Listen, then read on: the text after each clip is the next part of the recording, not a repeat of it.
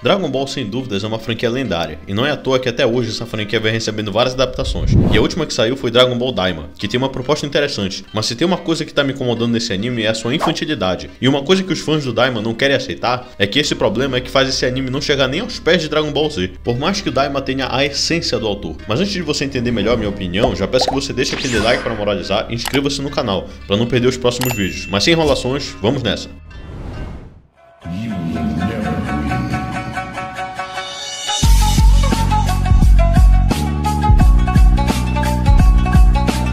Bom, antes de mais nada, eu quero falar sobre os pontos positivos de Dragon Ball Daima. Da primeira vez que eu vi o trailer de Dragon Ball Daima, eu não fui muito com a cara desse anime, porque parecia que eu fazia uma versão de Dragon Ball GT praticamente, só que mais infantil, o que não tá tão errado assim. Mas como era Dragon Ball, uma franquia que eu acompanho desde que eu era criança, então decidi assistir. E olha, eu até achei o anime legal. De início já vemos uma animação bem feita, uma proposta interessante de expandir mais o universo de Dragon Ball Z, com a dimensão do Makai, trazer uma outra perspectiva da continuação da saga Z, além do Dragon Ball Super e etc. Logo de início, as minhas expectativas estavam baixas, mas depois que eu percebi essas qualidades, eu me surpreendi e decidi dar uma chance para esse anime. E exemplos dessa qualidade, como eu citei anteriormente, é a animação, que tá bem fluida, com cores vivas e cenas de lutas bem coreografadas. Além disso, o Daima trouxe algo que fez falta desde o fim de Dragon Ball Z, que é a expansão desse universo. Desde que o Reino dos Demônios, ou Makai, foi citado na saga do Majin Buu, muitos fãs ficaram curiosos para saber mais sobre essa dimensão, e esse anime explora justamente esse ponto, trazendo uma aventura nos 3 mundos do Makai, em busca das esferas do dragão, para poder chutar a bunda daquele vilão babaquinha que virou o rei do Makai. Não, cara, sério, olha esse cara!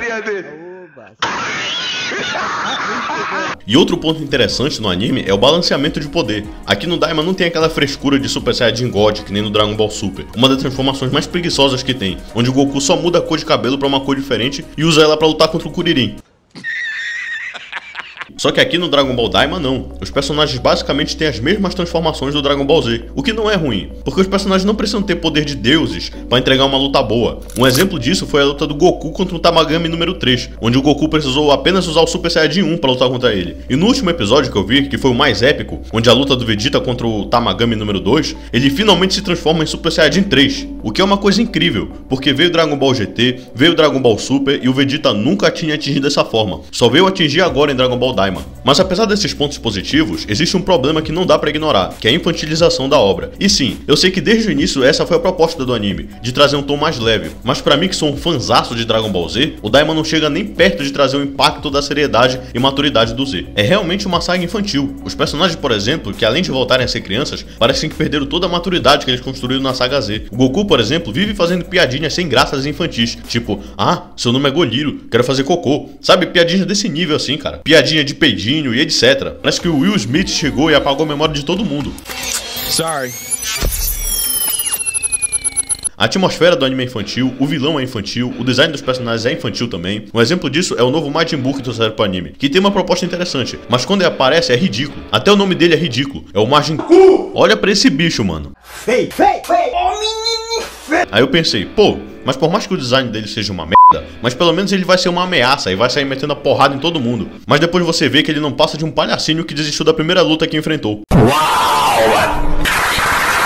E depois disso foi criado o Majin Buu, que apesar de ser mais forte, é outro bocózão também. Aí você fala, pô, mas o Majin Buu também sempre foi meio bocó, principalmente quando ele era gordinho. Só que a diferença é que o Majin Buu da saga Z era ameaçador. Mesmo com aquela versão mais bobinha, quando ele levava a luta a sério, ninguém saía vivo, meu amigo. E pior ainda quando aparecia o Majin Buu maligno, que literalmente matou todo mundo no planeta Terra, e ainda extinguiu uma galáxia inteira. Então o bicho dava um certo medo, diferente dessa dupla de bocó aí. Mas no geral é isso, o que atrapalha mais esse anime pra mim é a infantilidade, coisa que é mais pensada pro público mais novo mesmo. Não é muito pensado pra gente que é fã do Dragon Ball Z e a sua temática mais séria e madura. Além disso, eu vi algumas pessoas defendendo o Dragon Ball Daima, falando que essa é a essência do autor. Mas cara, o que é mais importante pra você? É a essência do autor ou o seu gosto pessoal? Não é porque o Akira queria fazer uma história mais infantil e que essa história é a mais próxima da tal essência dele que eu tenho que gostar. Porque pra mim, o ápice do Dragon Ball foi o Dragon Ball Z, que é muito mais que apenas lutinhas, como alguns aí costumam dizer. A saga Z trouxe mais histórias épicas, mais seriedade e densidade, além de um desenvolvimento de personagens que o Daima nem sequer tenta fazer. Aí você pega obras de fãs, como por exemplo Dragon Ball Kakumei, que eu até fiz um vídeo no canal, se você quiser assistir é só clicar no card aí em cima, mas Dragon Ball Kakumei conseguiu reforçar tudo aquilo que gostávamos em Dragon Ball Z, seriedade, desenvolvimento, violência e etc, além do traço muito bem feito. Aí os caras falam, mas essa não é a essência de Dragon Ball, esse não é o estilo do Akira. Primeiramente, foda-se.